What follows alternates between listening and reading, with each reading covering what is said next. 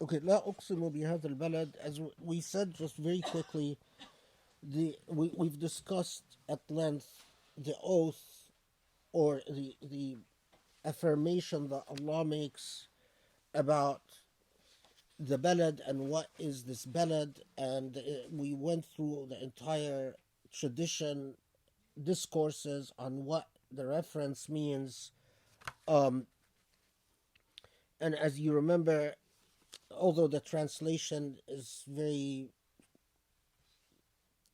superficial, I swear by the city, we spent a good hour last halaqa talking about this one ayah, لا أقسم بهذا البلد.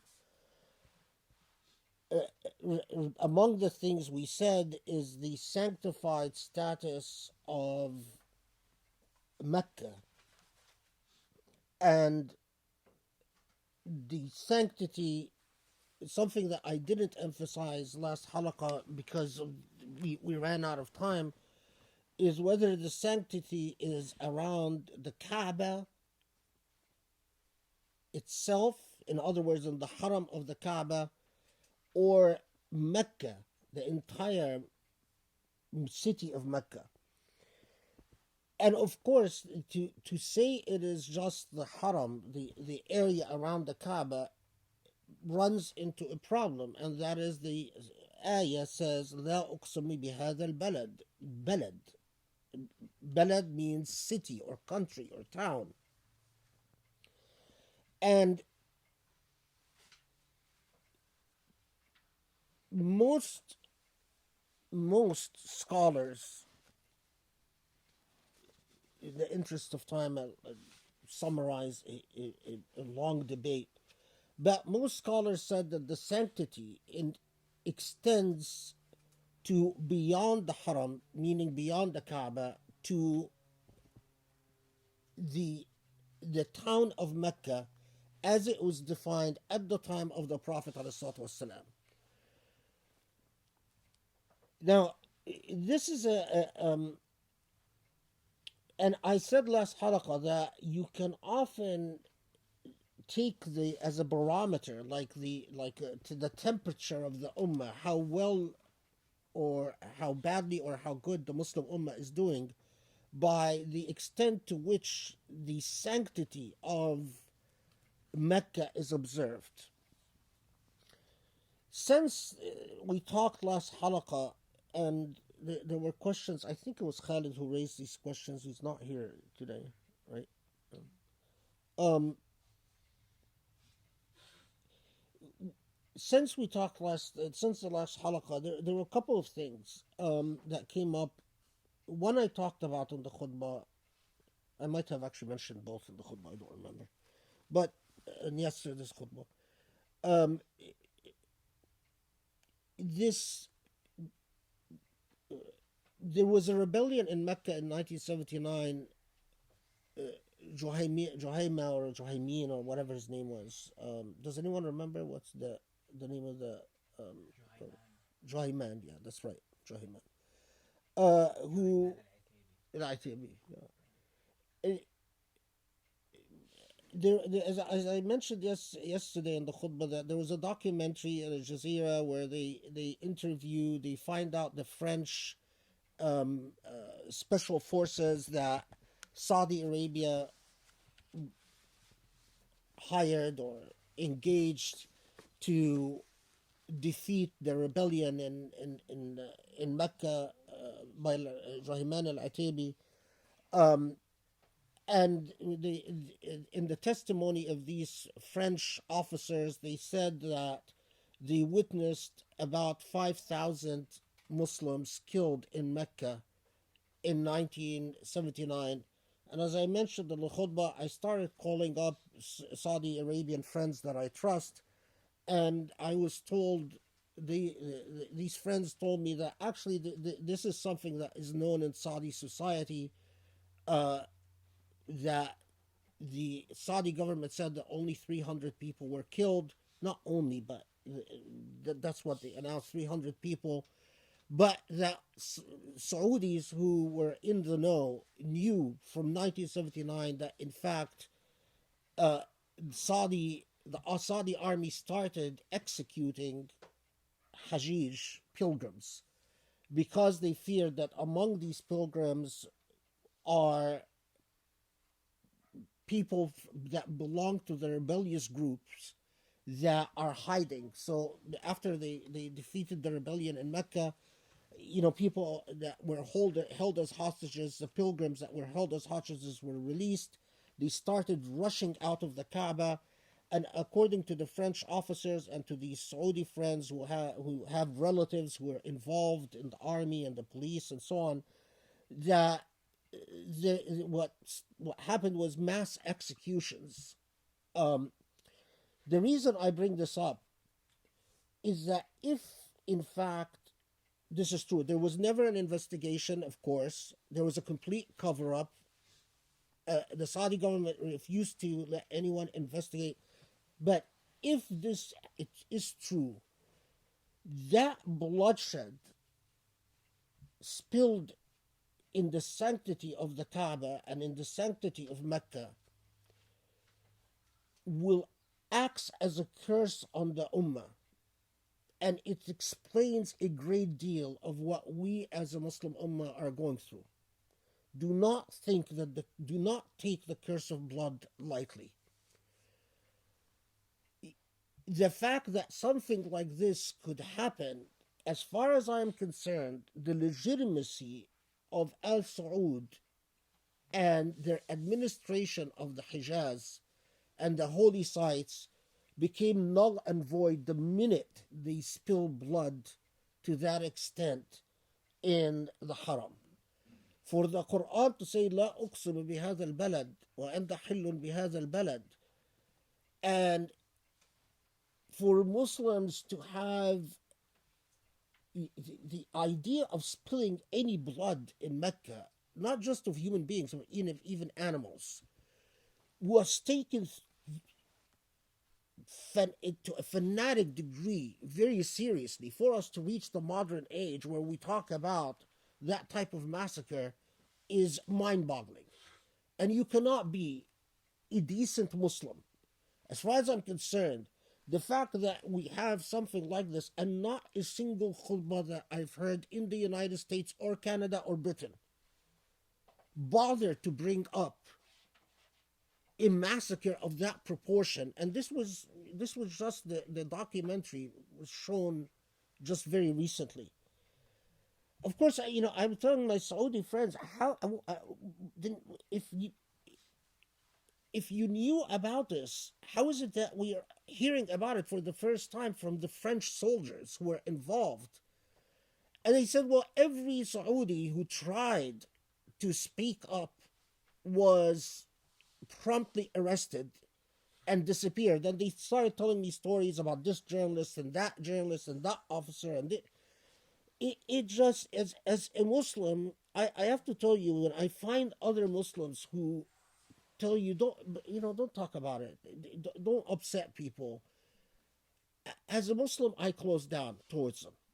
As a Muslim, I feel like we follow different religions. I can't.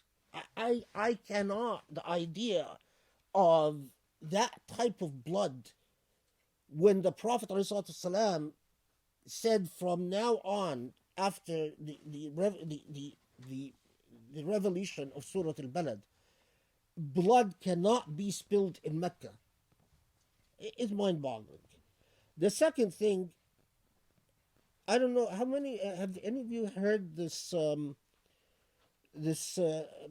Saudi, if you come out on YouTube and you say a single word against King Salman, you're promptly arrested, right? If you say a single word about any of King Salman's policies, the parties, the nightclubs, you're promptly arrested. So you can't go out, you can't be on YouTube and make a recording from Saudi. If you are not arrested, that means that the government approves of what you've said to some extent or another. Because if the government doesn't, you will be arrested. This is a very important point.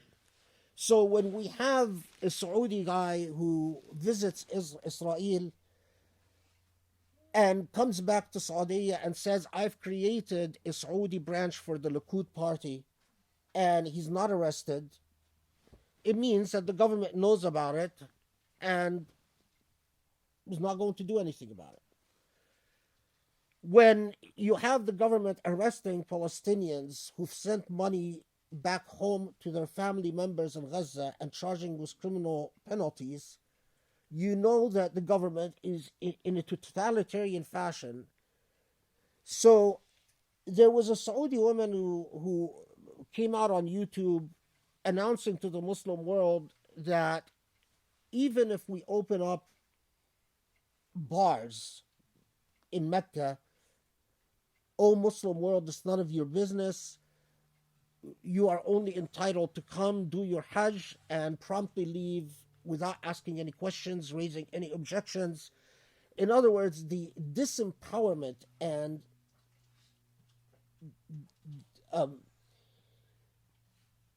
disenabling of the entire Muslim world towards what occurs in Mecca as a Saudi territory subject to Saudi sovereignty and Saudi will and determination, and that the entire Muslim world has nothing to do with what or any say in what happens in the holy sites. Any of you have heard that recording?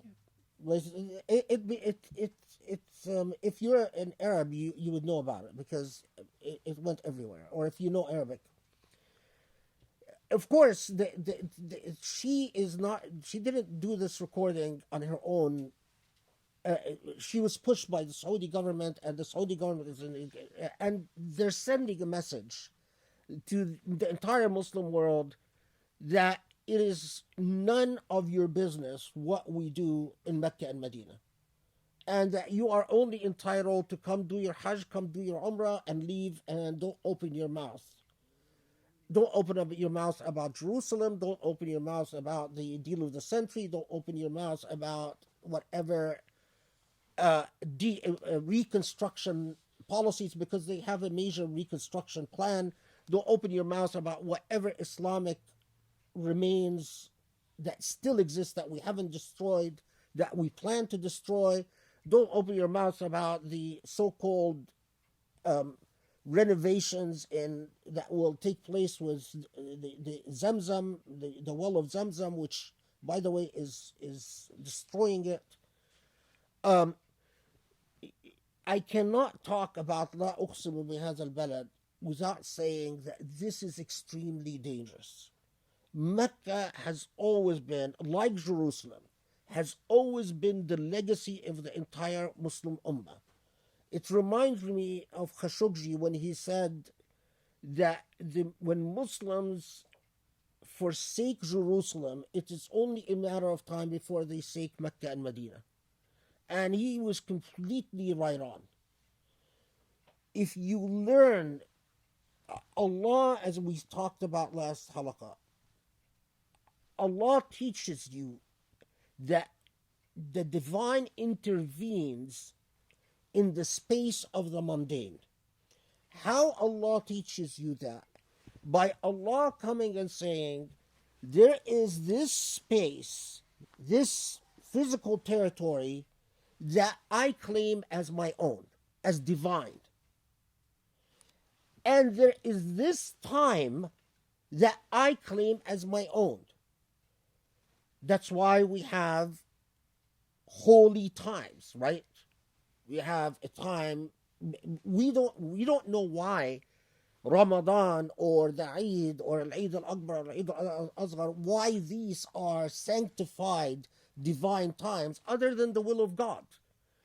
It is in this sense is where God comes and says to you, I mean, I'm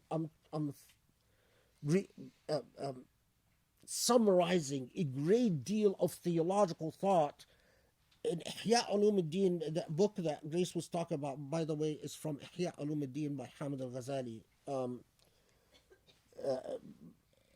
the part where he talks about death. In Ihya Ulumuddin, you have this long discourse about the idea of sacred space and sacred time, and Allah communicating to human beings, which Allah does throughout. Your reason has an enormous role in discharging your covenant with the divine. In fact, you cannot discharge your covenant with the divine without employing reason. But understand that your reason will have limits. Where are the limits of reason? The limits of reason are exemplified in things like يَسْأَلُونَكَ عَنِ الرُّوحِ. They ask you about the soul. Tell them, this is something you will never know. This is something that only the divine knows about. So we will never know the secret of the soul. But also the limits of your reason in things that our rational faculties cannot ever justify or explain, like sacred space and sacred time. It is as if the divine is making an intervention in your mundane existence and say, understand that to use our language, which human language is always incomplete and insufficient. But it's as if the divine is saying, there is divine reason and there is human reason. And the divine reason is not accessible through human reason. So regardless of how rational and philosophical and mathematical and logical you are, you come to a point where you have to say, I've reached the limits of my territory. And that's the sacred space and sacred time exemplifies that. It's a reminder. So why Jerusalem? Why the Israelites? Why the time of Moses? You will never get answers to that, because there are no answers to that. Why Mecca as opposed to somewhere in Persia or somewhere in Ethiopia, where human beings supposed to have emerged and I mean, where humanity is supposed to have started? The only answer to that is the divine will. And that's so why am I underscoring this? I'm underscoring this because the minute we lose a sense of the sacred in our existence, then we've lost the role of the divine in our existence. So if Jerusalem becomes subject to pragmatic calculations of real politics, so, it's not practical, that it's not pragmatic that we insist that on the Aqsa Mosque being Muslim, because, there's the U.S., there's Israel. The minute you give sovereignty to the logic of pragmatism, when it comes to Al-Quds, when it comes to Mecca, when it comes to Medina, you've lost the role of the sacred. And when you've lost the role of the sacred, you've lost the role of the divine. No matter how much you try to rationalize the role, the function of the divine, philosophically, you've compromised. It's gone. It's like you've broken the seal.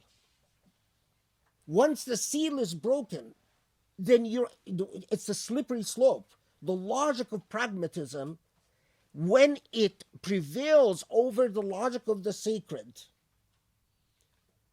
it's a slippery slope and it has no end. So we started out initially by destroying the grave sites of the companions and saying, well, we need space, they're not sacred. And the homes of the companions and the homes of Ahlul Bayt. But once the logic of pragmatism prevailed over the sacred, we've become philosophically compromised. And once you are philosophically compromised, no matter what you do to try to make things flow again, you cannot until you recognize the error in the first place.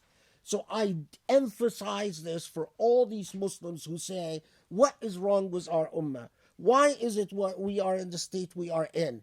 Go back to the elementary alphabet. Use philosophy to understand your existence. Philosophy is not an evil. Philosophy often allows you insight. And re-examine the relationship between the sacred and the mundane.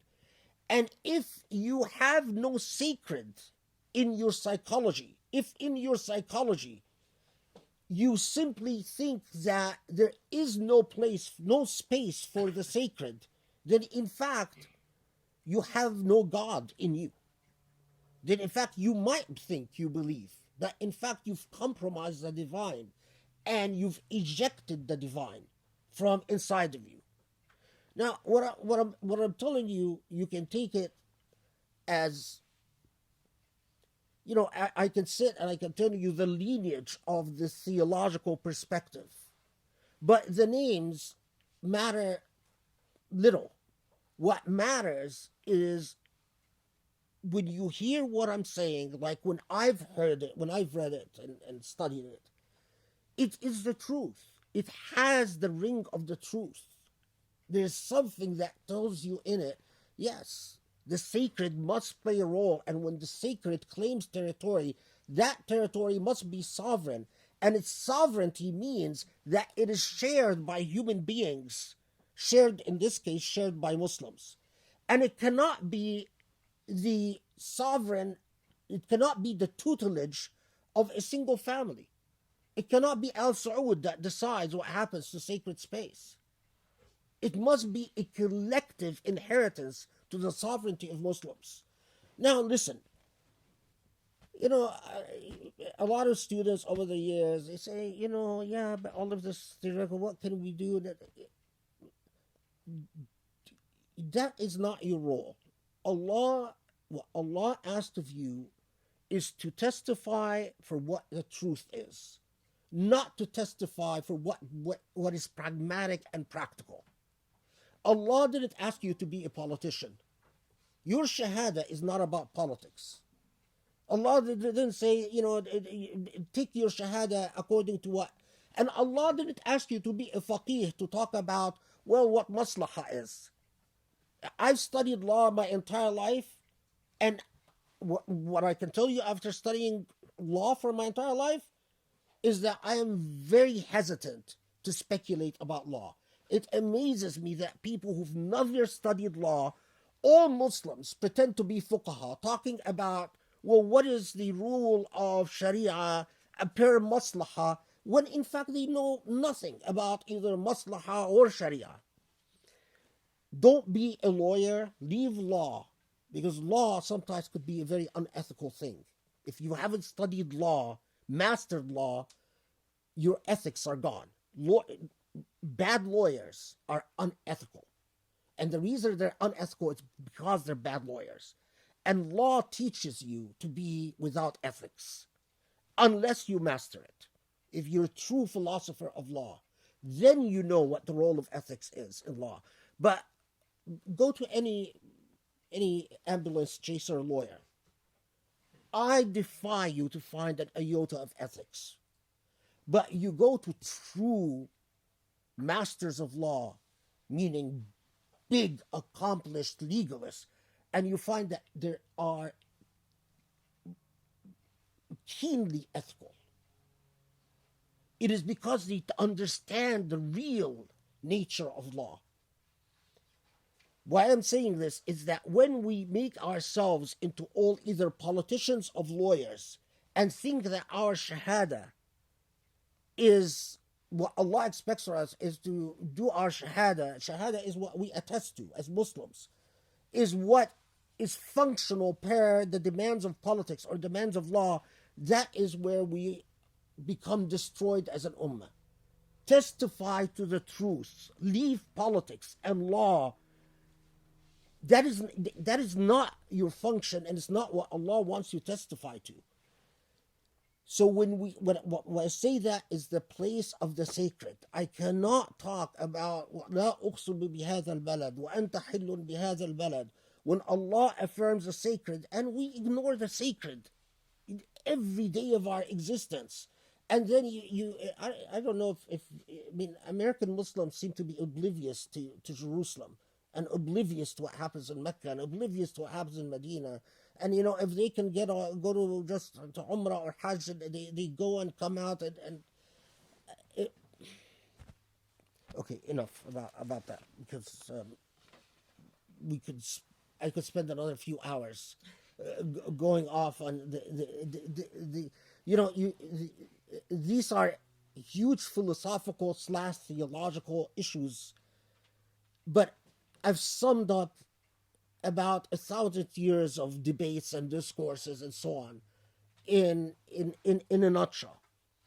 And that's a yield. That's what you take away from it after you spend a lifetime studying. What time is it? Okay, so I still insist we'll finish Surah Al-Balad. I'm inshallah, inshallah. May Allah give me the madad and the focus. Ya Rab. So, Bismillah ar-Rahman ar-Rahim.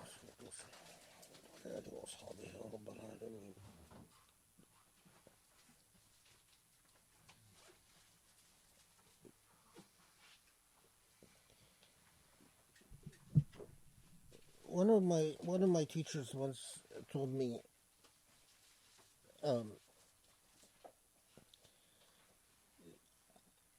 your relationship to the divine is like the relationship of a leaf to its branch.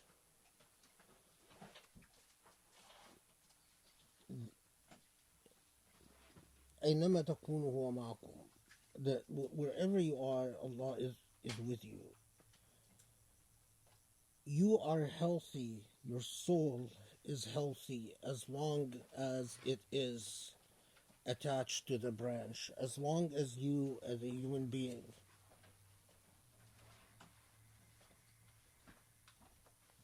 are cognizant of your relationship like a leaf to a branch. You are full of grace, of barakah, full of blessing. The problem is that so many of us detach from the branch. We even fall to the ground.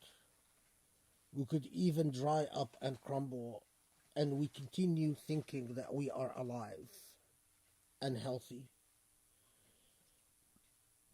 If you put that image in your mind, and actually we used to do it as an exercise, we would visualize a leaf growing out of a branch and visualize us being that leaf, nourished and sustained and preserved by that branch. And then we would often even say, like, be careful not to fall off, for that leaf to fall off the branch. If you feel Allah, then you feel that you are like that leaf to a branch, and you feel that you are an extension. You are a growth.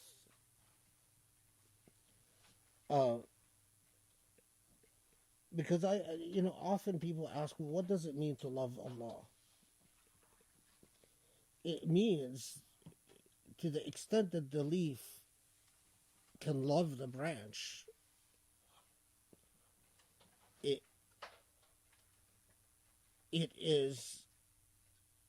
becomes aware of its dependence and the reality of its own existence as an entirely dependent and a product of that branch. That's what love is to the divine. Awareness of that. It is not Hollywood. I mean, Hollywood has done a lot Hollywood has done a lot to corrupt our notions of love, so that love becomes, googly eyed and wet lips and a French kiss. Um, that concept of love is its own cultural byproduct. Anyway, okay, so there's something to think of, and reflect on it and see where it takes you. I mean, each of us goes through their own journey. لا أقسم بهذا البلد وأنت حل بهذا البلد, and we talked about at length about the ins and outs of and you are dwelling in this city, so I'm not going to repeat the entire thing about the grammar of you are dwelling or you will dwell in the city, and whether the surah is Meccan or Medinan, and if it's Meccan, then how could it say you are dwelling in the city when in fact at the time he wasn't dwelling? I'm sorry, if the surah is in Medinan, قبل فتح مكة, before Mecca was conquered, then how can it say you are dwelling in the city when in fact he wasn't dwelling in the city? And we've talked about all of that. And al-hadir wal-mustaqbal siyan عند Allah, the sense of present and past and future is very different for the divine than it is for us. Allah often speaks in the Quran about present events in the past tense and future events in the present tense, and that's because of the nature of time for the divine and the nature of the way the divine speaks to us about time. وَوَالِدٌ وَمَا وَلَدْ, and again the literal translation, and by the parent and the offspring, and we spoke about that, right? Okay. And the most important thing, that the most critical thing to emphasize in that qasam, to swear by وَوَالِدٌ وَمَا وَلَدْ, the parent and the offspring, or the process, the reality of not parenthood, but the reality of preservation and continuation of humanity through that process of birth, is what the ultimately most Muslim scholars emphasize is takreem bani Adam, or the honoring. When Allah swears by the walid wa ma walad, the parent and the offspring, Allah is in fact swearing by the sanctity of human beings. And the Arabic here is important, because you always have people who have been ruined by the skepticism of their age. فيكون القسم بجميع الآدميين صالحهم وطالحهم,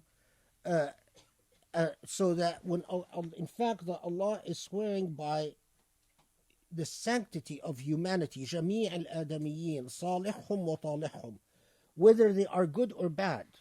So whether they are in fact believers or non-believers. And as I said in the past halaqa, historically it is amazing.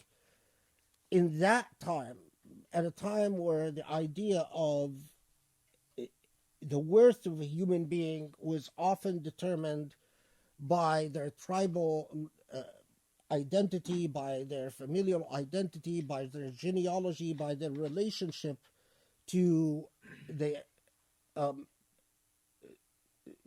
by the relationship to dynasty, to the relationship to the king or queen or lords or so on. The idea of that human beings, as human beings, whether good or bad, whether believers or non-believers, have a sanctity, was historically radical. And it was not known in Greek philosophy. and it was not known in after Greek philosophy, the idea itself that human beings, as sanctified as the human beings that they have, there's a sanctity to humanity, was quite radical, regardless of whether then what Muslims were able to do was the concept. That's not the issue. The issue that the idea itself is radical. And of course, in our day and age, the age of post-human rights and all of that, it doesn't strike us as radical because we all grow up with that concept as a natural concept. But it is important to recognize that when the Quran emphasized the sanctity of humanity as humanity, that it was a moment in history, an important moment. Okay, so I think we then stopped at what لقد خلقنا الإنسان في كبد. Is that right? Okay. So for instance, لأن حرمة الخلق كلهم داخل في هذا الكلام, that حرمة الخلق, the sanctity of الخلق, the sanctity of creation and the sanctity of humanity.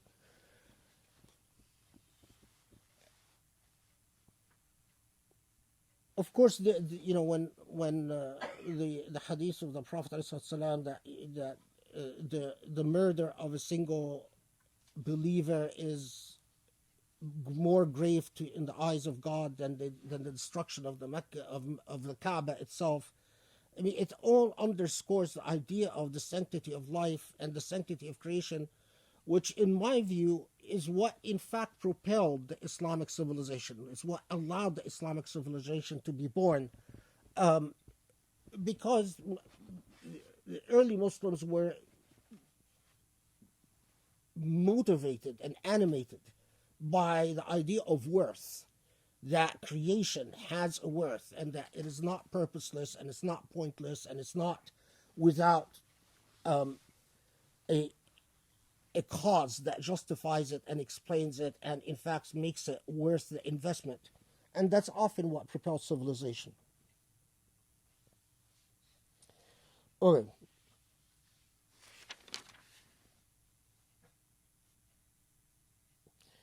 Okay, لقد خلقنا الإنسان في كبد. This translation says, we have created man into a life of toil and trial. Of course, you notice here that the Quran says, وَلَقَدْ خَلَقْنَا الْإِنسَانِ, human beings. Insan is humanity or human beings. The translation says man. So just,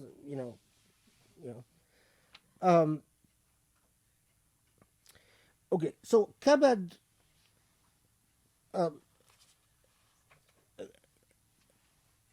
in Arabic we say كبد الرجل كبدا فهو كبد.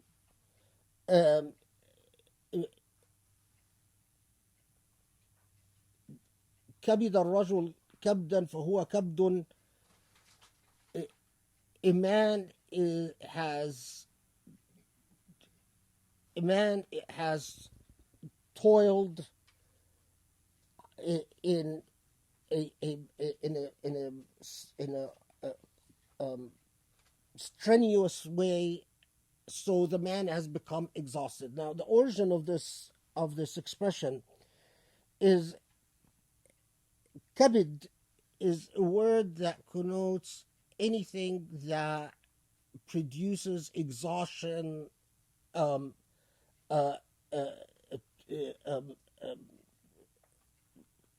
تعب والمشقة, exhaustion, hardship, hard work. And the origin of it comes from the word kabid, deliver. The idea that this is an old belief that the energy that animates a human body came from the liver. Now, of course, I don't know if medically that makes any sense. I don't know anything about medicine. But that was the old sort of mythical belief that the source of energy animates the body comes from the kabid. And from that evolved in Arabic a whole slew of expressions that kabid is anything that confronts you with a challenge that leads to exhaustion and exertion. So when Allah says, وَلَقَدْ خَلَقْنَا الْإِنسَانَ فِي كَبِدٍ, is Allah saying that humanity, that human beings, have been created to confront a life of hardship and exertion? The most interesting discussion from all the tradition here, there are two related interesting points actually. Is God referring to the process of creation, the process, in other words, of the birth of a human being, that the human being, when they develop in a fetus and then they're born, that this is the mukabada that Allah is referring to? Is this the transformative process of hardship and hard work that is Allah referring to?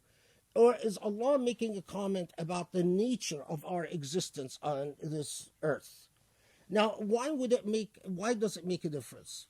The minority school that said that this refers to the process of development of a fetus and birth, that's a minority school. They basically say that Allah is reminding us that, in fact, we come to this earth through a miraculous process of development that would take a divine intervention to create. That nature would not be able to create something miraculous like the process of development and birth. That's the minority school.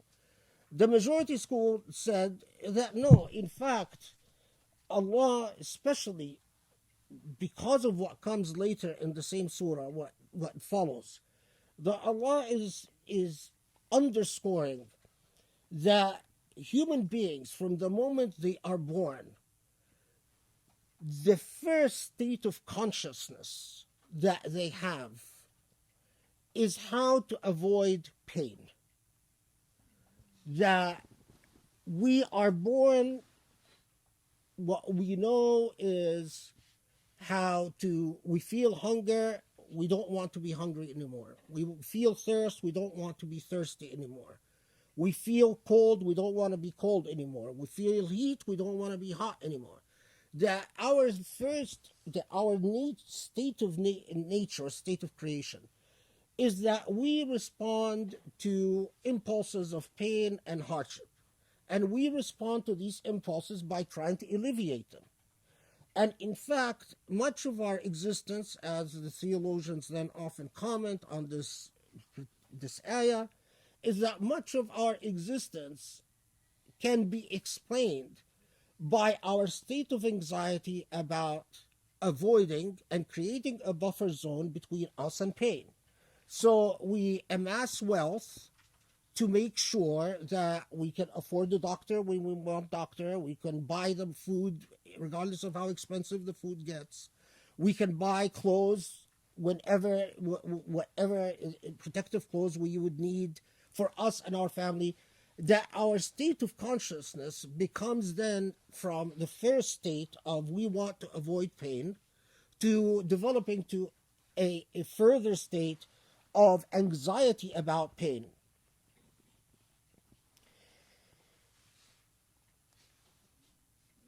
تعويض الآلام الوجود والأصل هو الألم وسعي الإنسان لانتفاء الألم. And so this is some of the Arabic that is now.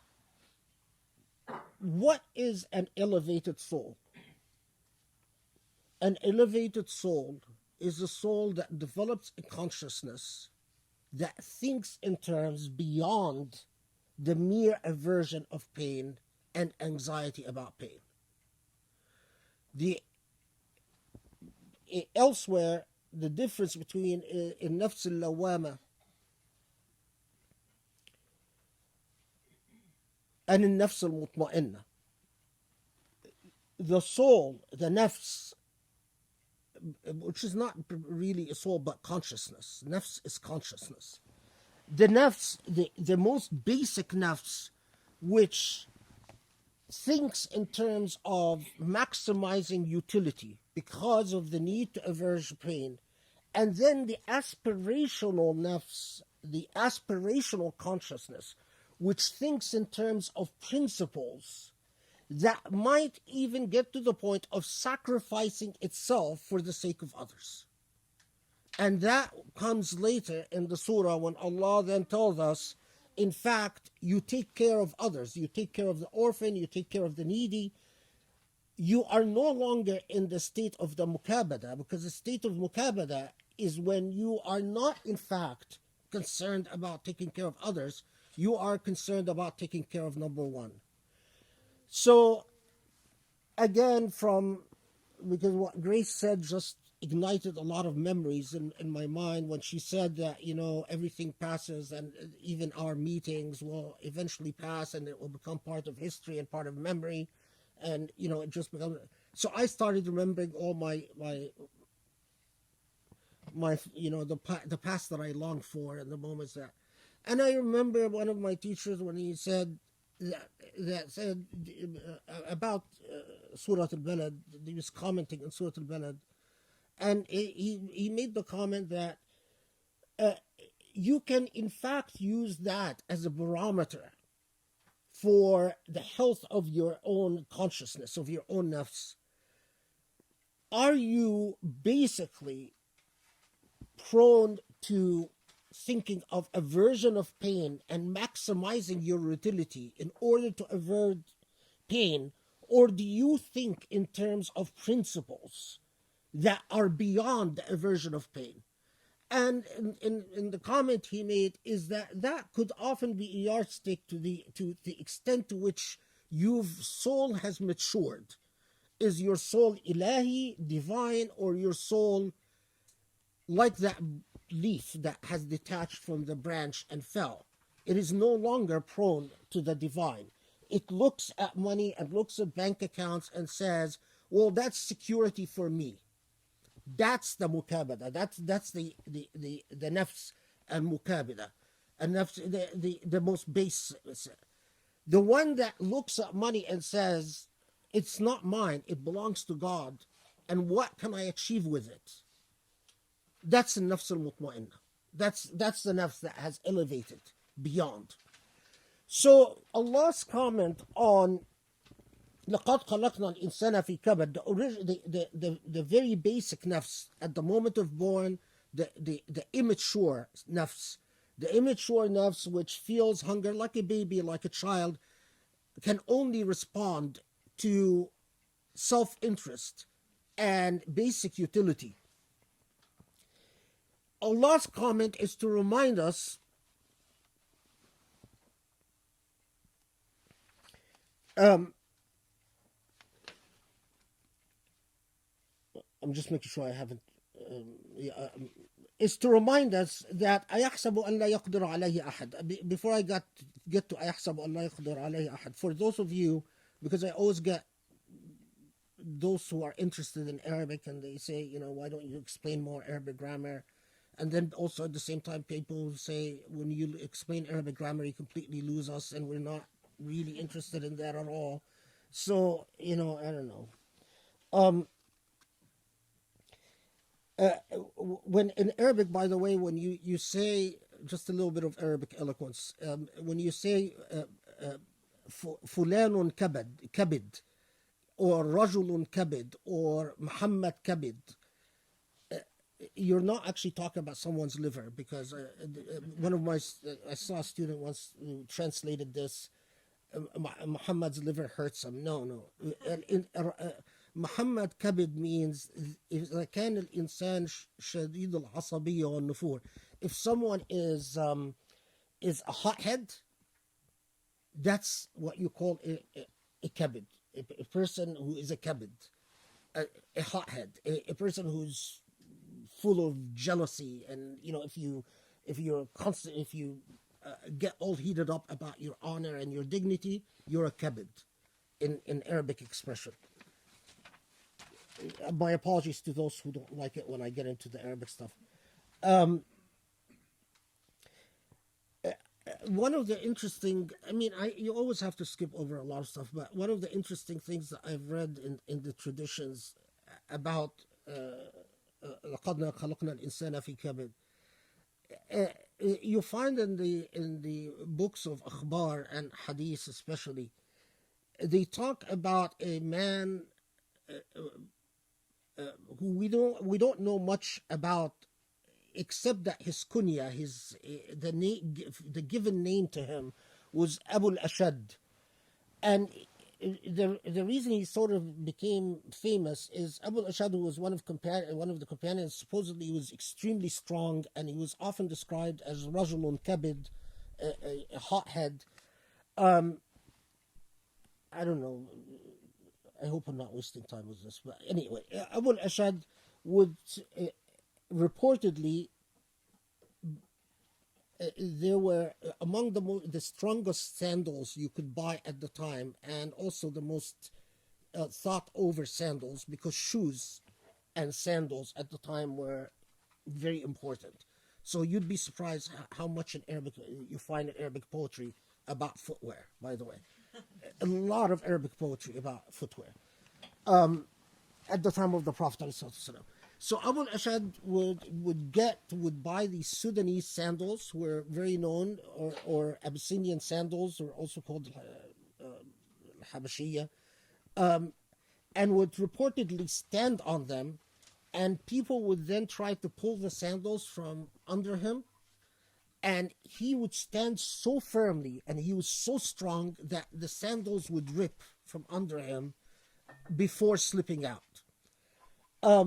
So the akhbar, the reports that you find in the tradition, you always find very strange things. And if you don't have an intellect, you could really get lost. That's why the literalists always become stupid, because they get...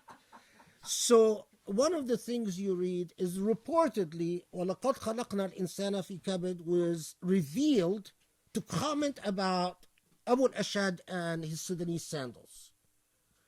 Now, of course, that's completely false. That's complete invention. But if you're a literalist, and if you go only by isnad, you could teach your students, as actually some of the halaqas back in the good old days in Egypt, one of the shuyukh of the halaqas, they used to teach the students that the occasion for revelation for لَقَدْ خَلَقْنَا الْإِنسَانَ فِي كَبَدٍ is Abu al-Ashad and his Sudanese sandals, his torn Sudanese sandals. And, but anyway. Abu al-Ashad takes part in several battles, by the way, and he reportedly was a formidable force, because he would refuse to carry shields, and he would fight with two swords. No actual name? Huh? No actual name? I actually don't know his real name. I don't think his real name is known, and that's why you can't find much about Kutub al-Rijal about him. Yeah. Okay. So Allah's comments about لَقَدْ خَلَقْنَا الْإِنسَانَ فِي كَبَدٍ, or according to the Ikhbariyun about Abu al-Ashad, which is... But no, we've created human being in this natural state of hardship, is يَحْسَبُ أَنْ لَا يَقْدِرَ عَلَيْهِ أَحَدٍ, that does ultimately... let's stick first to the literal translation. Does human beings think then that no one has power over them?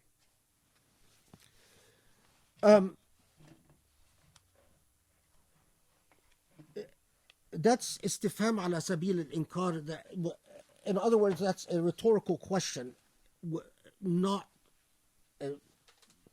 So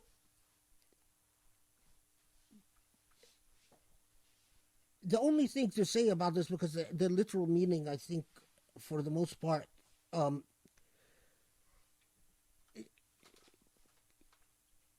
if human beings are not mindful of the divine, and we saw this, by the way, in the birth of utilitarian philosophy.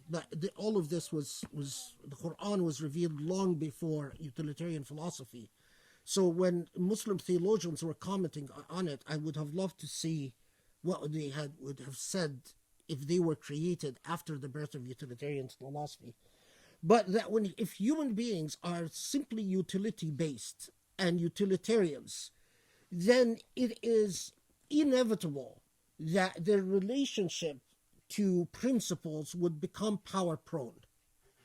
So that their notion of ethics would be tied, their notion of morality would be tied to simply who can achieve maximum utility and who cannot achieve maximum utility. And being conscientious of al-Qudra al-Ilahiyya, the divine power, is conceding that human power itself is not the yardstick for right and wrong. So, among the theologians who are philosophically prone, they would often comment that this affirms the fact that al-Muallim al-Kabir, who we said the Muallim al-Kabir, the big teacher, was Aristotle. That Aristotle was correct in his concepts of his notion of ethics and the relationship between ethics and power. Not all theologians were aware of Aristotelian philosophy, but those who were would often comment about the nature of Aristotelian philosophy. Of course, for me, I would have loved to see what these theologians would have written if they were born after the birth of pragmatism and utilitarian philosophy and the attempts, the rather extensive attempts at deconstructing absolute ethics, or what we're known as Aristotelian philosophy and Aristotelian virtue. I don't want to get too philosophical on you, but my point is that all of this could be connected to a very important discourse, that when you talk about divine power, you are not simply saying, well, as a lot of Muslims do these days, well, inshallah, if Allah wills, if Allah, but to internalize the idea of divine power would translate into an-nafs al-mutma'inna, to the tranquil soul, the anxious soul that Grace was talking about, incidentally, is by its nature something that has not become aware or conscious or sufficiently permeated by the awareness of divine power. It's the leaf that has forgotten the branch. So Muslims who live in a life of realism and pragmatism and do not work out al-Qudra al-Ilahiyya, what divine power means. When Allah says, أَيَحْسَبُ أَنْ لَا يَقْدِرَ عَلَيْهِ أَحَدٍ, you think that Allah is not the ultimate power, and Allah relates it to mukabadat al-insan, to the state of let's call it the primitive state of human beings, as responding only to stimulus of pleasure and pain. That is Allah, as if Allah at the same time speaking very simply to you, so that the most unsophisticated human being can understand what Allah is saying. But also Allah at the same time speaking very philosophically to you. Because you could spend your entire lifetime studying philosophy and then ultimately say, oh yeah, well, the entire 20 years or 30 years I've spent reading philosophy have all been captured in these two ayat. That's my own experience, because I did spend 30 years of my life reading philosophy. The outside library is a very very good record of all the philosophical books that I've read, and they're organized according to, unless Ziad changed the organization. Hello Ziad, if you see this. Unless Ziad altered the organization, they're all organized according to when I read what. So they sort of track 30 years of philosophical journey. And ultimately, these two verses basically summed up. Yeah. Okay. Again, for those who are interested in Arabic, because Arabic, by the way, because I forgot, in Arabic, some students have read in the past Ahd Labid, and they said, what the heck does Ahd Labid mean? When in Arabic, when you say Ahd Labid, it means old times. It doesn't mean the hard time or hard times of hardship. It just means old times. And that developed in Arabic expression because that's the way it was used in poetry. I'll try to limit my, points of Arabic eloquence and grammar and so on invade my brain, and sometimes they sneak out, sometimes not, because I don't want to alienate all you guys and for you then to disappear. Okay, I'll tell you one story about لقد خلقنا الإنسان في كبد أحسب أن لا يقدر عليه أحد, and a story about a man who was known as Abu Ashad al-Jamahi. And it was also said that it was Mudar bin Harith who the story, and that you often find in the traditions that we're not sure who exactly an event occurred. But the event went something like this, that when Surah Al-Balad was revealed, and this is a story that is often reported or repeated in the context of what takes place about the revelation of Surah Al-Balad. Abu al-Ashad al-Jamahi, who I think it was in fact happened with, goes to the Prophet ﷺ and he said, I've committed this sin and that sin. We don't know what sins he's committed. The tradition doesn't tell us. And the Prophet ﷺ said, and he said, how do I repent for this sin? And the Prophet recites Surah Al-Balad again. It was not the occasion for revelation. It was an occasion for the prophetic recitation, which we use then in Tafsir, when the Prophet cites a particular ayah in response to it. And the Prophet ﷺ said, haven't you heard Surah Al-Balad? And then he recites, and he said, your repentance is either sadaqah or to free a soul, itq or sadaqah. And apparently that, according to the traditions, that Abu al-Ashad al-Jamahi had committed several sins, and every time he goes to the Prophet, the Prophet told him, you either have to pay sadaqah or you have to free a soul, free a person. So Abu Ashad al-Jamahi tells the Prophet, أَمَا فِي غَيْرَ هَذَا, isn't it possible that I do something else other than that? Because Abu Ashad al-Jamahi was talking about is that he wanted to repent by saying astaghfirullah. That's what he wanted the Prophet to tell him, is that go say astaghfirullah, ask God for forgiveness. But he didn't want to give money.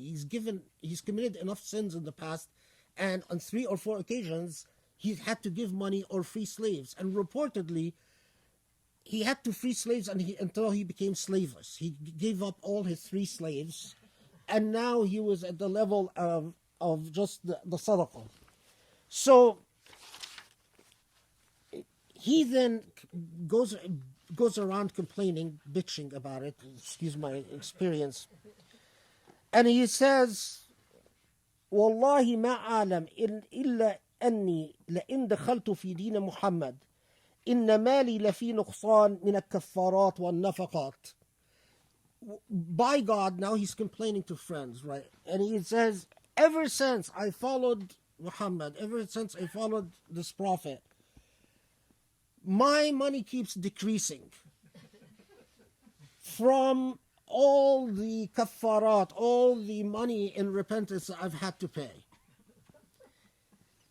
And of course, he doesn't find very sympathetic ears, unlike a lot of Muslims today, whom you might find some really bad friends who would sympathize with you when you complain about doing what's good and urge you to do what's wrong.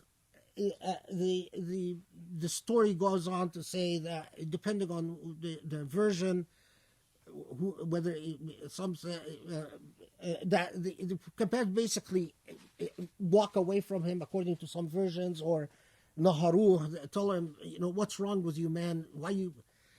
The reason I think the story is worth mentioning. Note here that the way because we always choose what we emphasize from the tradition and what we don't emphasize. We are constantly in an interpretive and a creative mode. Don't believe anyone that simply tells you what history is the way it was. And our interpretive mode has emphasized the response to sin is to tawbah, by going and saying to Allah, speaking to Allah and saying, Allah forgive me, al-istighfar. We have not emphasized in our interpretive mode the traditions, like the traditions of Abu al-Ashad al-Jamhi, that says that the first response to sin is kafara, by spending money. In other words, why do you spend money? Why do you free a slave? Because you want to discipline the base self that responds to stimulus of pleasure and pain, and that does not, when you say to Allah, astaghfirullah, orally, you are still trapped within the base self. Because you could say astaghfirullah, but as long as it's the istighfar doesn't cost you anything, you have not resisted your stimulus to pleasure and pain. Does everyone follow what I'm saying? So, in fact, in our tradition, and it's a part of our tradition that it's a travesty that we have de-emphasized the way, not Wahhabi Islam, because this happened before Wahhabi Islam. I mean, long before Wahhabi Islam. But the way that we have de-emphasized the parts of our tradition, prophetic tradition, that emphasizes the way you discipline the self is through sacrificing material. And in our modern age, I cannot emphasize this enough. Because our mode as Muslims is we have become so addicted to words until words lost their meaning. And we cannot, we cannot just lose sight of the fact that, the biggest donors are Christians and Jewish or without religion. Even the biggest, look at the donors in Jehovah's Witnesses. Look at the donors in the Mormon tradition. Look at the donors in Scientology. The worst donors on the face of this earth are Muslims, bar none. Look at Muslim institutions and their funding. Have you ever done just a field trip to the building, the Scientology building, or in LA, or the Jehovah's Witness? We as Muslims have nothing unless it comes from corrupt politics money. Power money is corrupt. That's not what Allah is talking about. Money that comes from the state of Muqabala, the pious Muslim who says, I put money in Allah's cause, fi sabilillah, is blessed money. And blessed money cannot be compared with the cursed money of power and politics. Again, you want to understand why Al-Quds is in the state it is, why Mecca is in the state it is, why Medina is the state it is? Because of corrupt politics money. It is not blessed money. Blessed money comes out of the pocket of a believer, not out of the pocket of a politician. Until our money starts coming out of the pocket of the believer, whether we do it grumping like our friend, complaining and grumping, and ultimately, even if he's complaining and grumping, but he still gave the money. But of course, he had a community that would, he would have been ostracized if he didn't give the money. Unfortunately, in our communities, no one ostracizes you for being rich and selfish, and they should. I don't want to tell you. Well, Grayson, maybe in her talks, will tell you some of the stories of my failure to kiss up to rich people. In the various times that I was introduced to rich people to do proper butt kissing, excuse the language, and my absolute abysmal failure in doing so, because all I told them is, well, give if you want to please Allah. And they look at me like, well, we don't, okay, are you going to tell us how wonderful and we are and how we're God's gift to the world? And yeah. Okay. What time is it? Okay.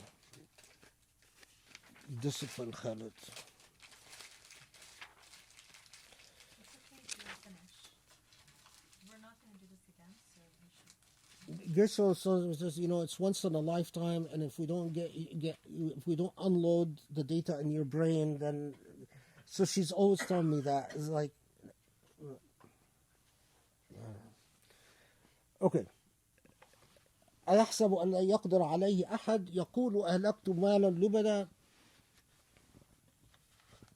Although I assume you all have translations with you, but he says, I have spent enormous wealth. The interesting point here is in the word lubada, because Quranic terminology is always fascinating.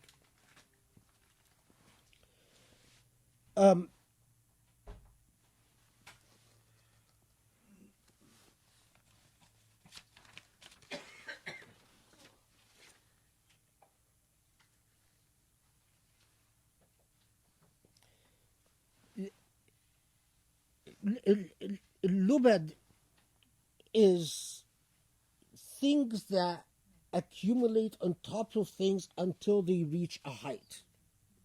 So a human being, when they think in terms of money, they think of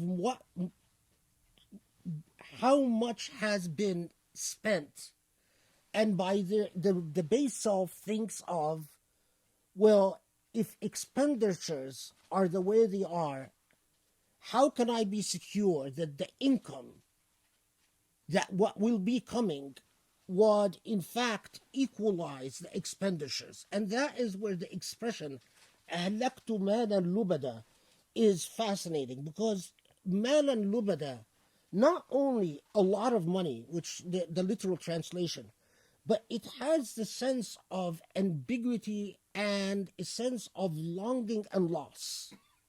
So if you tried to take out another word to express our relationship with money and replace it with another, you can't find a better expression. It's if you're into the eloquence of Arabic, it's endlessly fascinating.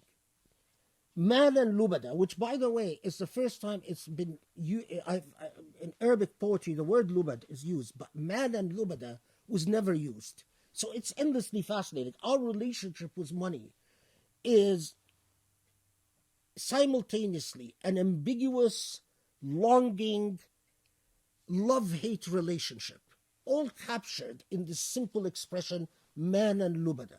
It's amazingly perfect. You couldn't put another. Okay, enough about Arabic. It is said also, just to be thorough, that you always get competing narrations about occasions of revelations. It is said that An-Nadr ibn Harith, that Anfaqtu Mala Lubada was revealed in response to An-Nadr ibn Harith, that An-Nadr ibn Harith would brag before purportedly converted to Islam that he had spent enormous amount of money fighting the Prophet and fighting Muslims. And then you find reports that says, well, this is commenting about Al-Nudar ibn Harith. Don't put too much weight on that report. Just so you know, because if you look at especially the tafsir books that are hadith prone, they'll tell you the occasion for the revelation of this ayah is Al-Nudar ibn Harith and his money that he spent against the Prophet ﷺ and so on. Okay. يقول أهلكت مالا لبدا يحسب أن لم يره أحد. Again, a rhetorical question. Does a human being think that the way that a human being deals with money, that no one sees him? Obviously, the one who sees here is Allah. And the one you... So the important point that among the things that were raised here that of interest is those like Hamd al-Ghazali in his Ihya Ulumuddin, who says that human beings by nature are secretive about... There are few things Hamd al-Ghazali says human beings by nature are secret about. Sex and money are prime among them. And human beings do not normally like people to know how much they earn and precisely what they spend on. So when Allah reminds you that you are in fact do not have any privacy in your relationship with money, that this is particularly a point to be underscored by the divine. Do not think that in your relationship with money that you do not have a keen observer who sees your entire relationship and the truth of what it is, even if you are able to hide it from the closest people to you, because human beings sometimes hide their relationship with money even with their spouses, their children, their parents, in other words, the closest human beings to you. And it is something that to reflect on, that our relationship with money, especially when it becomes a diseased relationship, becomes, the more diseased it is, the more secretive it becomes. The more we, in fact, hide it from all, even the closest people to us. Something to reflect on. All of these are ways that you can check the well-being of your own health, the health of your own nafs.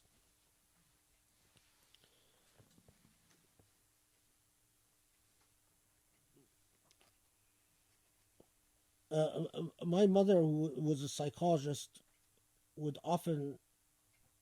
I mean, of course, she was a bit of a troublemaker. May Allah bless her soul. She would often, when women would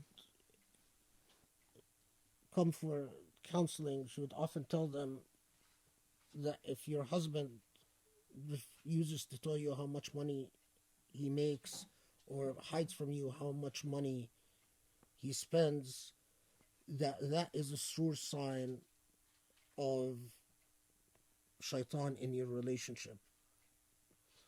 Of course, they would leave and have fights with their husbands.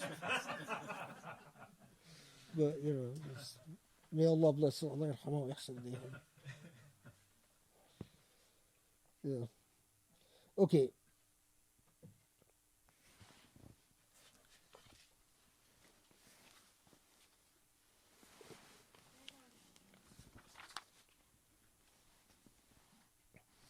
ألم نجعل له عينين ولسانا وشفتين. Have we not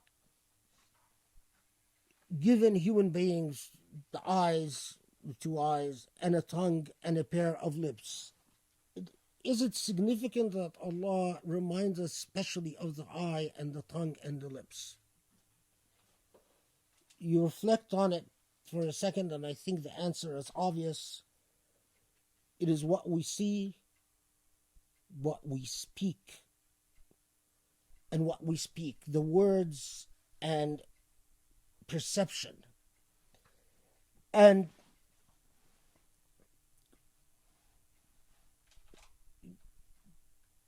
which have an intimate relationship with our najd, with our relationship with the nature of good and evil. And this all builds like you're creating a portrait that will come at the end to deliver a full picture. So, ألم نجعل له عينين ولسانا وشفتين.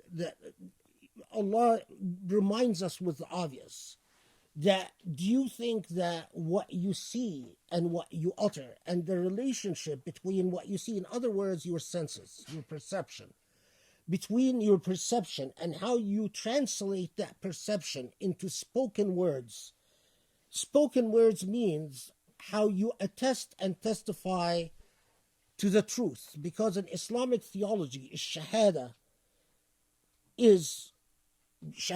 your testimony, how you attest and what you attest to. When you speak, you attest. When you act, you attest. Everything you do or you say, you are testifying. And ultimately, what you are held responsible for in the hereafter and after your death is what you've attested to.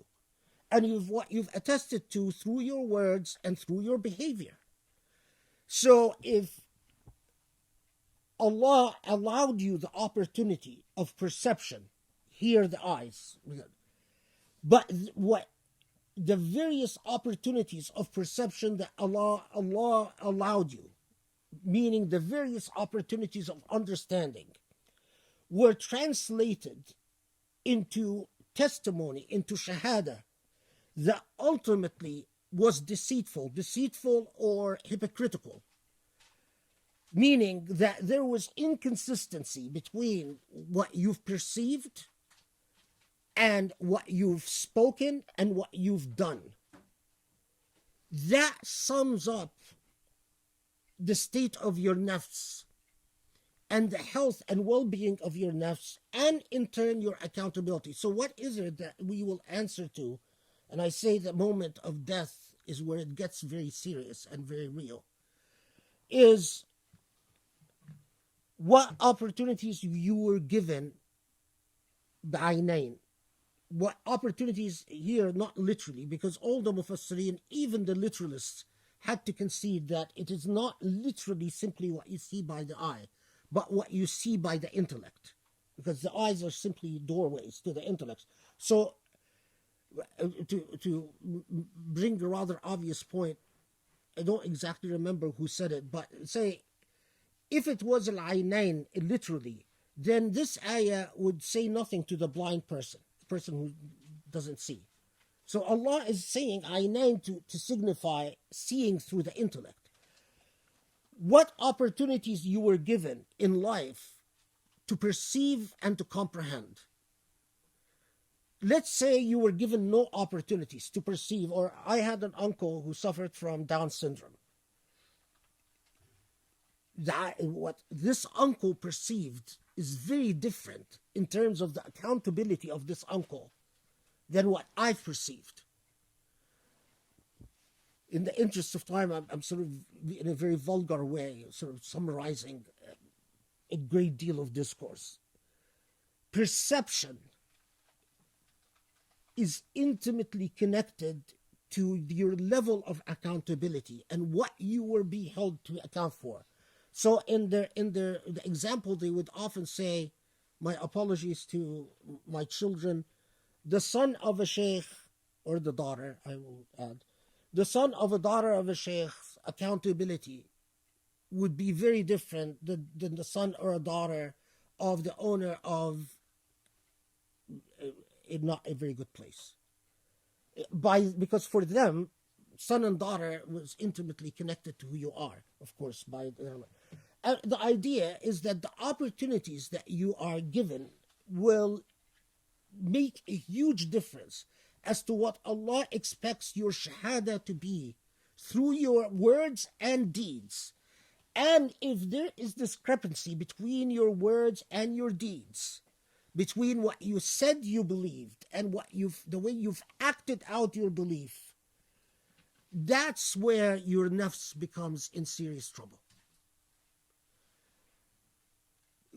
Our teachers used to, I had one of my teachers, especially Sheikh Khaled Abou El Fadl, used to say, I beg you children, of course you're not my children, but You would say, I beg you, children,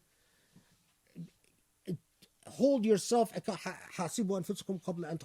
hold yourself accountable before you're held accountable, which is a paraphrasing of a hadith of the Prophet ﷺ. I beg you to reflect upon your perceptions, your words, and your deeds before it happens, and you will have no escape from it. And for those of us who used to respond, and I can't claim that, although the percentage of response was much higher than the percentage of response you would think from a place like, but of course, some of us didn't.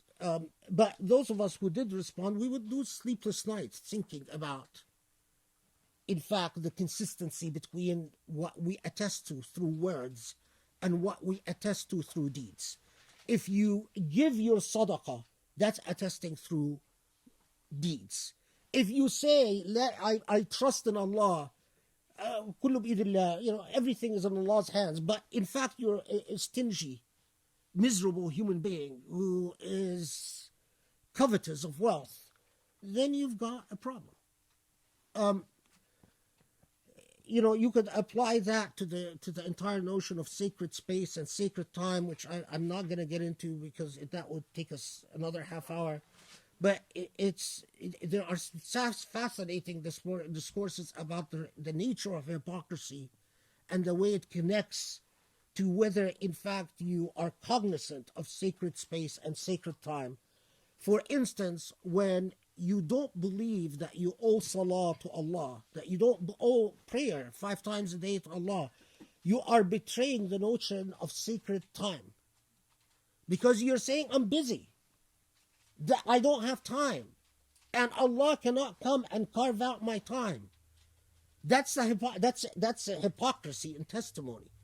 So you find fascinating discourses, and it breaks my heart that when I go to mosque, I don't find that that's what we're teaching our children. We're teaching our children, I don't know what the nonsense we teach them, because that's our tradition. And, our children think that, well, there's nothing else for them to learn from our tradition, because the people teaching them are not competent. They're not steeped in that tradition. They're not raised with the idea of anything, even coming close to the idea of sacred space and sacred time, and why our relationship to time. And you don't speak to them simply of, the reason you do your salah is so you don't go to hell. That reductionism is not going to appeal to anyone, and is not going to win anyone over. Anyway. Okay. وَهَدَيْنَاهُ النَّجْدَيْنِ. Here, this deserves a pause. What time is it? So I know how long to pause. Okay. وَهَدَيْنَاهُ النَّجْدَيْنِ. This deserves a pause. And Najd, like there's an area in Arabia called Najd, right?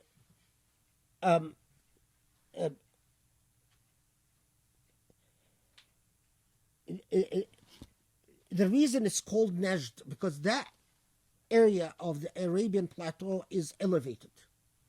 Najd is an elevated place. Tuhama, there's another area called Tuhama, is a place that is actually, what's the opposite of elevated? Depression. So it exists in a depression. So that in Arabic, Najd is something, refers to something that is elevated.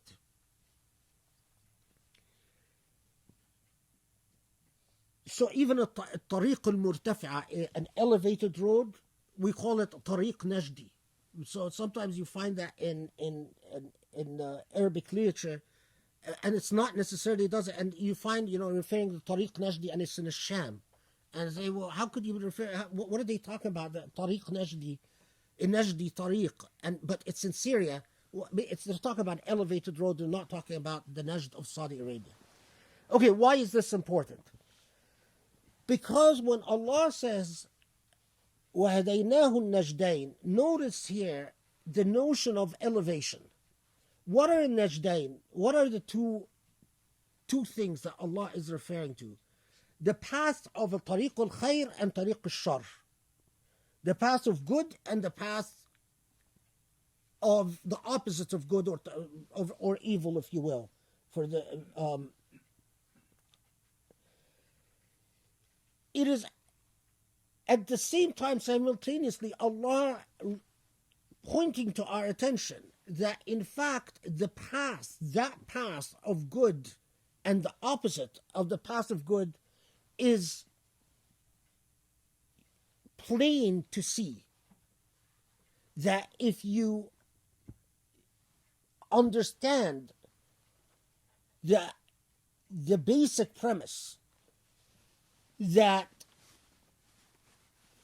the role of the sacred in your existence, your base self that is prone to avoidance of displeasure or lack of pleasure, and the maximization of pleasure, and the remembrance of the role of the divine and the intervention of the divine in your life, and the role of revelation in relationship to your base self, and the intervention of divinity between your perception and your testimony.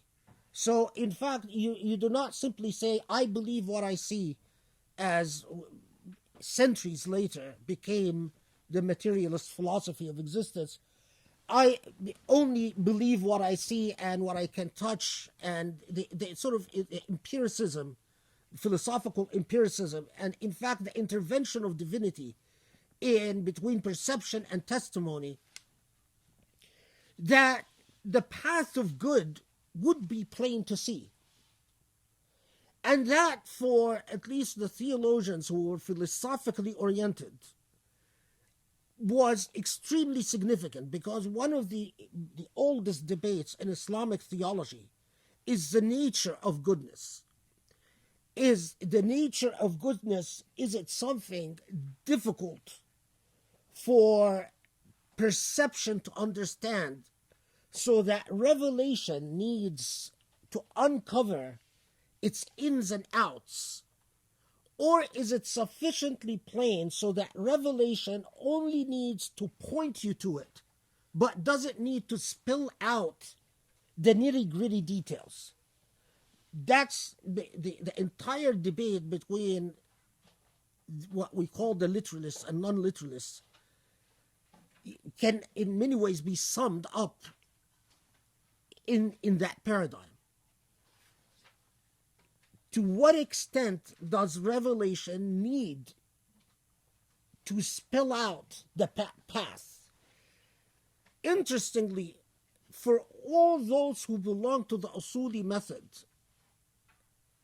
goodness, if you take the premises, if you understand the basic foundation, goodness is something that doesn't need to be spelled out, that it is fitri, it's innate within us, the innateness of creation itself. And so it is sufficient that Allah, for instance, when Allah says, إِنَّ اللَّهَ يَأْمُرُ بِالْعَدْلِ وَالْإِحْسَانِ, that when Allah says, I command you to do adl, justice, and ihsan, that translates into inajd tabi'i, that translates into a state of goodness that we can all perceive and understand, so that the words have meaning by the nature of things. Am I clear, or am I losing you? Obvious? Okay, good.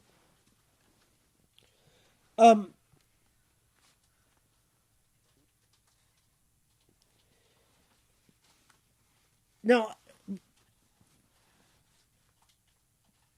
that najd, that path of goodness, and by the way, when وَهَدَيْنَاهُ النَّجْدَيْنِ, one of the debates that we covered in other contexts, but inshallah we will come back to, because Allah touches upon this quite a bit. When Allah says وَهَدَيْنَاهُ النَّجْدَيْنِ, here هَدَيْنَاهُ, that word guided him, guided humans. Does it refer to, I've guided you to evil and good? So does evil and good come from the divine? or I've guided you to the ability to differentiate between evil and good. But in fact, I don't guide you to evil and good. Or at least don't guide you to evil in particular. Because the theological challenge was always the role of the divine in relationship to evil. If you do evil, is it from God or from you? And that is a very big debate. The majority, when it comes to هديناه النجدين, the vast majority, alhamdulillah, that we can, because often we can't say the vast majority about a lot of things, but the vast majority says that here it refers to, we've given you the ability to differentiate, but it doesn't refer to the issue of autonomy or causation, the issue of occasionalism in philosophy, i.e., the relationship. It doesn't talk about causal relationship and freedom. It's talking about the ability to differentiate between good and bad is from Allah. A lot of, especially I find this among undergraduates in particular, and some law students. I mean, I'm talking about Muslim law students, but when people want to be cool these days and age, whether undergraduates, and I guess they'll say things like, well, who knows? Can we really differentiate between good and bad? Is there really a nature to good and bad? What is justice? What is the good? Is that a meaningful question? Of course, we try to teach people to be sophisticated thinkers, to teach them that to raise the banner of justice as a cop-out from answering difficult questions is not adequate or not acceptable. So when you simply say, I want this, why? Because it's just, because it's justice. And we push you to probe whether in fact you want this because it's justice or because you are simply self-centered, self-referential, and you're projecting justice, what you want, onto justice. There's a difference between teaching you to question your motives and your analytical mechanisms, your instrumentalities, and questioning the abstract concept of justice itself. There's a big difference, but that difference often younger people and especially and even older people are they mix up the two, and they think because they're pushed to be analytical and critical in their approach, that means that there is no objective absolute. So you teach people to be analytical. The next thing they're feeling cool and so on, and they come and say, well, who knows what the truth is. That's not what the methodology is about. That's not what the purpose of analytical methodology is about. Anyway, because as a teacher, it just gets really old every time, and it reached to the point that I try to avoid meeting with undergraduates because of their cynicism and their coolness, and too much coolness is just I've developed an allergic reaction to it. So may Allah cool them away. I started out as an undergraduate teacher, by the way, and then I swore off undergraduate teaching, which is too much coolness. They're the coolness of your eyes. Huh? They're the coolness of your eyes. Good question, but okay. What time is it? 7:40. Okay. Now, فَلَقْتَحَمَ الْعَقَبَةِ. An obvious questions that our interpreters would ask. Well, if goodness is obvious, then why does Allah follow that immediately by giving you illustrative examples of goodness. So Allah tells you the path of goodness is as if najd. It's as if something that is elevated. It's something that you can see, you can notice. But then Allah gives you illustrative examples. The answer to that is al-aqaba. Allah gives you examples of where you diverge, you lose sight where the biggest challenge to seeing the path of goodness is. So it is as if where you are most prone to go off-road. That's what Allah, and that's why Allah describes it as al-aqaba. Al-aqaba, al-tariq al-sa'b, is a path of hardship. It's an obstacle. So it's as if Allah, in fact, is telling you, listen, there's this hidayah from Allah to an-najd al-sawab, as they would call it often in books of tafsir, or najd al-haq. That there is this hidayah, this guidance from your Lord. But Allah recognizes that human beings often have an obstacle, a cognitive dissonance, if you will, from being able to see, to perceive what is right for what it is. And that cognitive dissonance, that obstacle, that serious challenge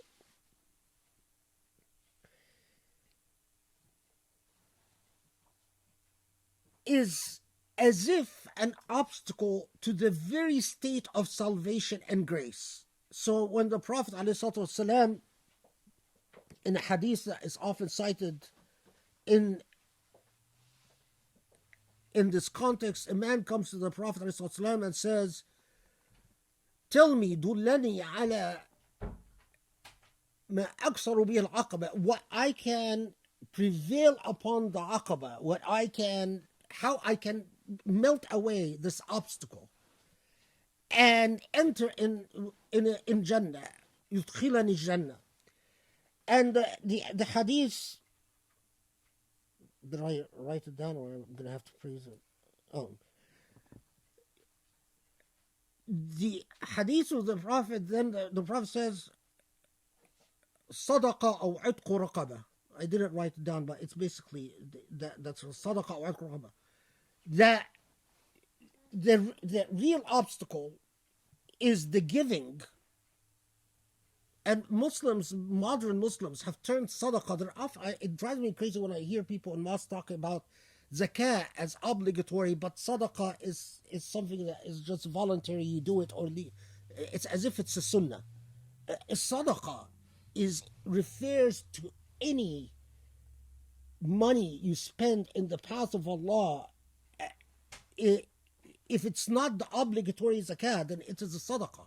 But that doesn't mean that the sadaqah is just simply something, live it, give it, take it or leave it, as to your heart's content. Sadaqah is a very serious matter. The most interesting thing about commentaries of that, on that, the issue of utq raqaba, and I'll come to it in a second, but about the hadith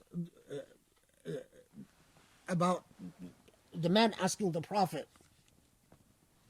about how do we prevail upon the aqaba, how we transcend the aqaba, is utq raqaba, that expression, we often translate it, and I bet that this translation says the same, and probably all the translations. Freeing a slave.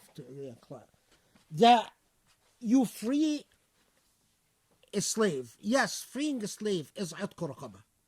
But it's not limited to freeing a slave. Utq raqaba includes paying off someone's debt. If you help someone pay off their debt, that's utq raqaba. That is included in it. If you help free a prisoner of war, and that's utq raqaba. if you help a displaced human being find a home, that's عتق رقبة.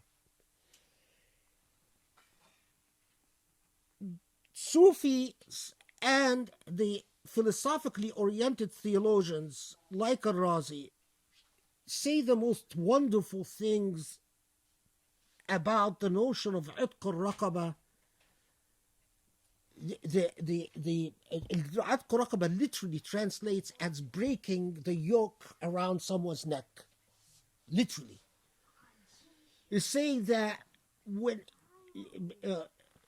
especially in like Tafsir, in some of the Sufi metaphorical narratives, they include in عتق الرقبة teaching someone to prevail upon their weak self and their base desires.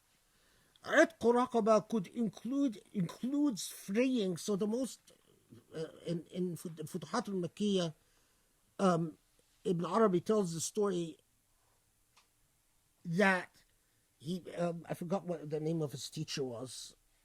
Ibn Arabi's I'm sorry, strike that. The story occurs about Rumi and his teacher. Does anyone? Shams, yeah. That it says Shams أعتق رقبتي, and that image of it, the teacher who teaches you to pass to the Lord has liberated your neck is very common. And in fact, and the reason I got confused is that Ibn Arabi in Futuhat al-Makkiyah talks a lot about عتق الرقبة in the context of the reason I flag that if Muslims were taking ownership of their tradition, engaging their tradition and reinterpreting their tradition, all that stuff about تجديد الخطاب الديني, renewing religious discourse and all that nonsense. You want to talk about renewing religious discourse? You take something like the concept of عتق الرقبة and turn it into a theology of liberation, where it becomes a revolutionary message against despotism and tyranny and oppression. Now that is renewing religious discourse. But these despots, these dictators sitting there and telling us, we want Azhar to renew religious discourse, it means tell women that they don't have to wear this, or tell men and women that they can shake hands, or that it's okay to sing and dance, and it's okay to have Mariah Carey and I don't know who else. That is, if Muslims did what people who take ownership of their tradition did, they would pounce on the discourse on عتق الرقبة as a فك عقبة, that it's the theology, an entire theology of liberation. Instead, we have Muslims in the modern age writing books about, well, it's like, we don't know if really freeing slaves is an ethical issue because the Prophet had slaves.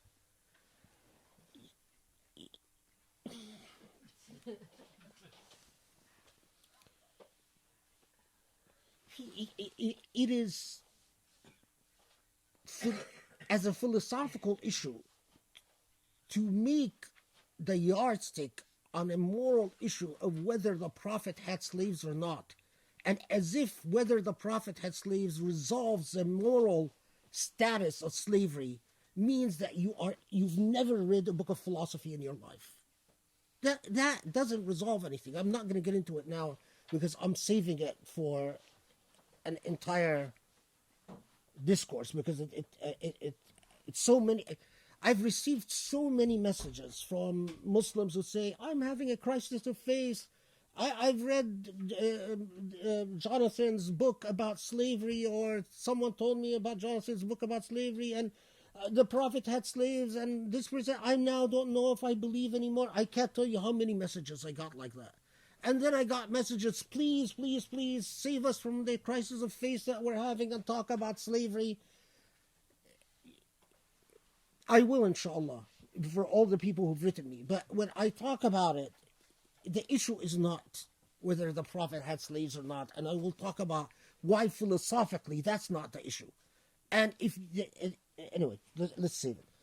But for when Allah tells us, pay attention, folks, pay attention, people. I've given you the guidance to the path. But I know human beings, and I know that you have a very serious challenge. A challenge that is even an obstacle to salvation, an obstacle to liberation from your base self.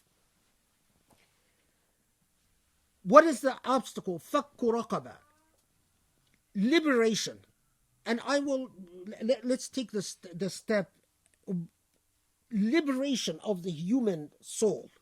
Whether that liberation is the form of liberating a slave or the liberating of an oppressed human being or a subjugated and controlled human being. When you liberate someone from debt, why is that at raqaba? Because a person who is indebted is not a free person. If you have student loans or you own a lot of credit card debt, you're not a free human being. So if someone comes and pays it off, they've liberated you. Now, do you think that Allah would call paying off your debt liberation, but someone who comes and liberates you from a despotic government, Allah would say, oh, that's not at quraqba? Of course it's at quraqba. And a priori, if someone liberates you from foreign occupation. But these points that were rather obvious to our ancestors have become very obfuscated to the modern Muslim. So I never hear a khatib talk about atqu raqaba in the same context as they talk about autonomy, self-determination, liberation of the human free will, and Islam as a message of liberation. Because when Allah tells you that I know your human weakness and that your failure to be keen on liberation, and in fact, as Ibn Arabi says, your failure, the awla riqab and ta'taq, what is the a priori, the first liberation that you must seek? Who do you think Ibn Arabi says? Yourself. A priori, the first person you should liberate is yourself. And so when Allah comes and says to you, I know that the passive guidance have been given to you, and the passive guidance is like an elevated plane. It's obvious. But I also know that the real obstacle is that often you are not free. A slave is not free. A person in debt is not free. An oppressed person is not free. A person who has to obey the commands of Sisi and MBS and MBZ is not free. A person who's told how to think and what to say and when to say it is not free. Their ability to have a meaningful relationship with Allah is not free. They're even told when they must to renew the religion, Yujaddidu and how to renew the religion. They're not free. And by the way, that's why Islam was revealed to the tribe of Quraysh, because Arabs might have been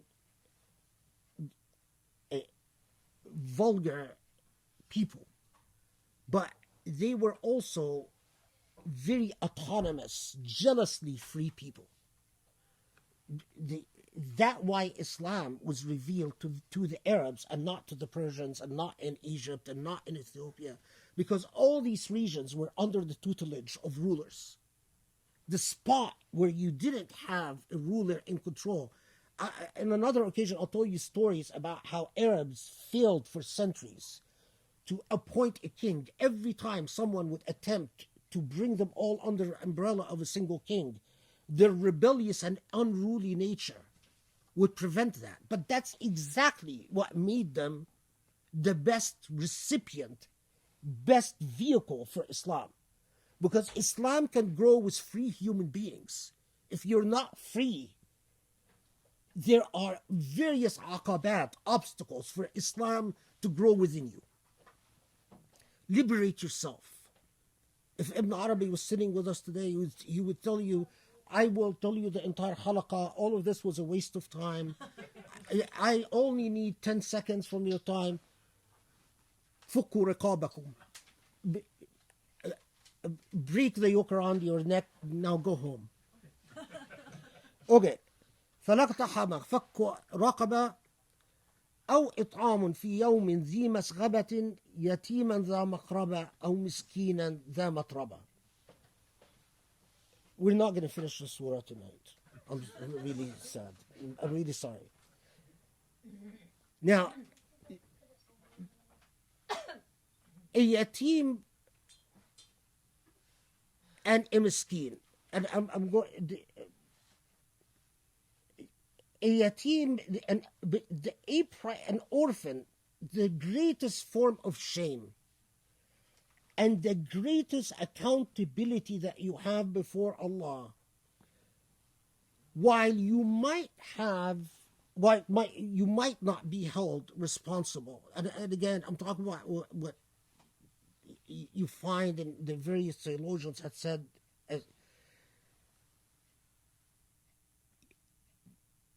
The biggest responsibility is an orphan that exists within your family that has not been taken care of. That, remember that the Prophet ﷺ himself was an orphan within his family.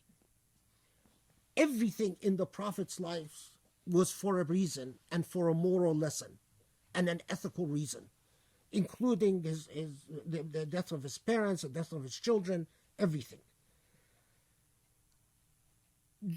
In Islamic Sharia, which again is one of these parts that we never talk about, you never find anyone, for an orphan to exist in a family, in the old jurisprudence, you can in fact sue an uncle or an aunt or a cousin or a relative and hold them financially responsible for failure to take care of an orphan.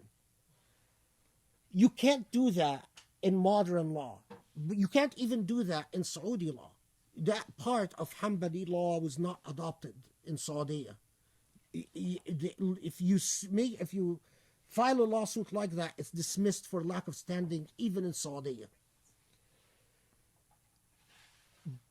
So that part of Sharia didn't survive into the modern age, but that doesn't change the fact that the moral responsibility is extremely heavy.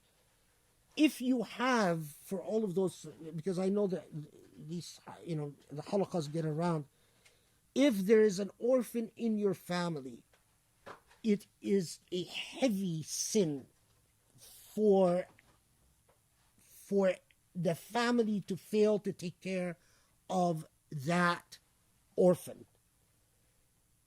You might have an excuse if that is not a family relationship by telling Allah, well, I didn't know about the orphan. Well, I had other, I had to take care of family members. I had to take care of neighbors. But an orphan within the family, now I underscore that because it's remarkable. But even within my own family, the extended family, you find orphans, and you find that the family often talks as if it's an option, it's choice, whether they are taken care of or not. That is an ethics that is completely foreign to Islam. So when Allah reminds us, when Allah underscores an orphan of that nature and describes it as an aqaba, it's one of these a priori moral issues that is a serious obstacle to a further development of your divine essence or your ethical sense or your taqwa. I try to avoid Islamic dogma as much as I can so that it translates into something that the modern human being can relate to. So it's a serious obstacle to your... The second is the miskina dha matraba. What time is it? Okay, I'll finish with the matraba. A miskin is someone who is in need. the thing that is that deserves again Quranic expression and Quranic usage. Why did the Quran use matraba? We know that matraba comes from the word tarib. Tarib means someone who is weakened and exhausted. From that word tarib comes the word turba for, actually it's the opposite. Tarib, the word tarib came from the word turba. That's right. Turba is soil. A tarib, supposedly a person who is weakened and exhausted, especially for the Arabs of the desert, was someone who would become dusty from travel.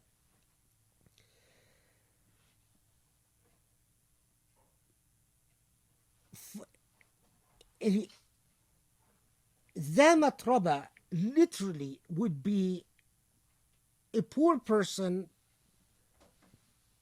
who stayed in need, as if the image is very powerful. It's as if their state of need have reduced them to an unkept state where they became dusty and messy. It's as if as if they have become mixed with the dust. Now it's not literal. If the literalists, by the way, and again, alhamdulillah that it's a minority view, they said that when the Quran said miskina zamatraba, it was referring to a poor person in Medina.